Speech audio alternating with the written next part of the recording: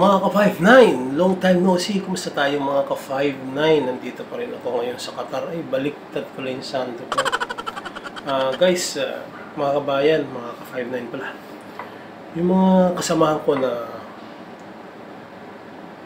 nag-isip kung paano ba makapasa sa interview. Guys, base sa aking experience, kung ano talaga ang experience mo, yun ang ilalagay mo sa CV. Kasi, hindi naman sila nagtatanong kung wala dun sa CV mo. Kumbaga, parang sabihin mo lang ang totoo.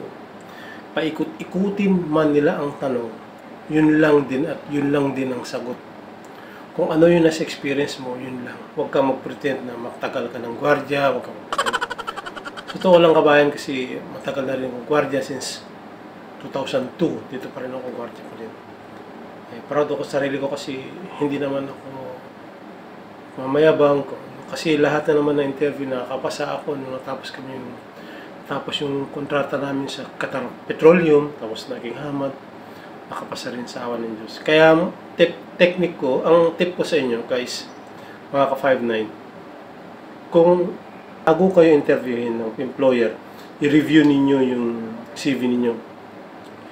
Basta wag lang sobra ang mga ilagay ninyo, kailangan experience nyo talaga.